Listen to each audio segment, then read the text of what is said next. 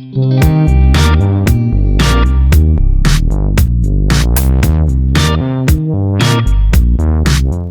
வணக்கம். இன்றைக்கி அடை தோசை செய்யலாம். எப்படி செய்யலாம் பார்க்கலாம் வாங்க.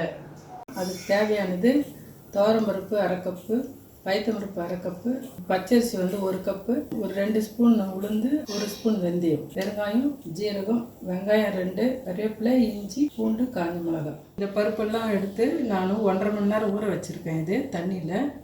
இதை நம்ம மிக்சியில் அரைச்சிக்கலாம், இல்லை கிரைண்டரில் அரைக்கலாம்.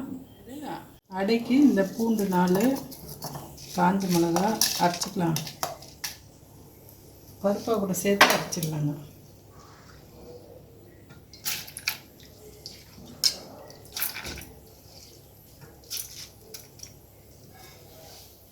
இது பாருங்கள், இந்த மாதிரி அரைச்சிக்கிட்டேன். ரொம்ப நைஸாக அரைக்கக்கூடாது, கொஞ்சம் முன்னாடி எடுத்துருங்க. லைட்டாக நரன்னு இருக்கணும், அப்போ தான் நல்லாயிருக்கும். உப்பு போட்டுக்கலாம்.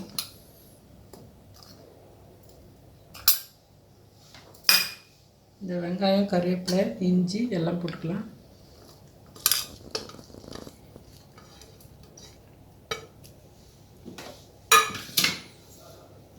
பெருங்காயம் கொஞ்சம் போட்டுக்கிறேன்.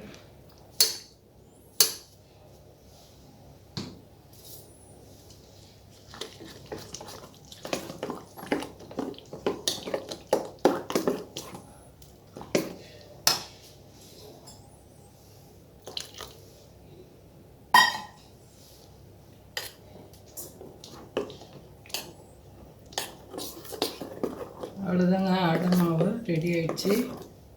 இப்போ ஊற்றலாம். இப்போது இந்த மாவுக்கு நான் கடுகு ஜீரகம் தாளித்து கொட்டுறேன். தாளிக்காமலும் அப்படியே ஊற்றலாம். இப்போ வானலில் வச்சுட்டேன்.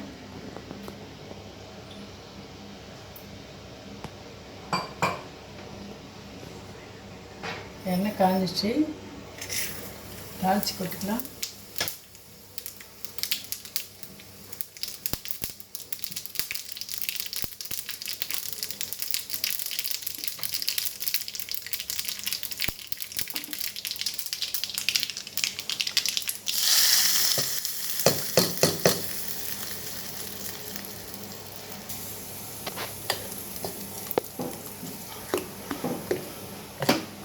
அவ்வளோதாங்க, ரெடி ஆகிடுச்சு மாவு.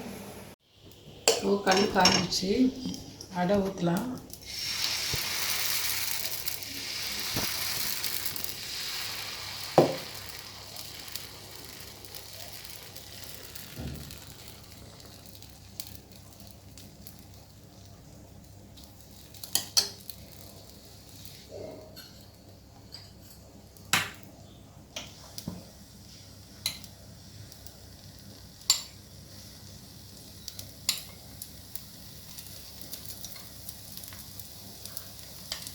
இதுக்கு எண்ணெய் நிறைய ஊற்றினா நல்லாயிருக்கும்.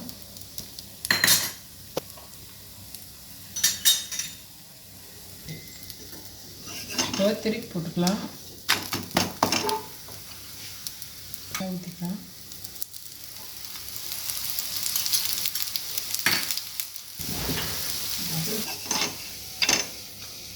இப்போது அடை ரெடி ஆகிடுச்சு பாருங்கள்.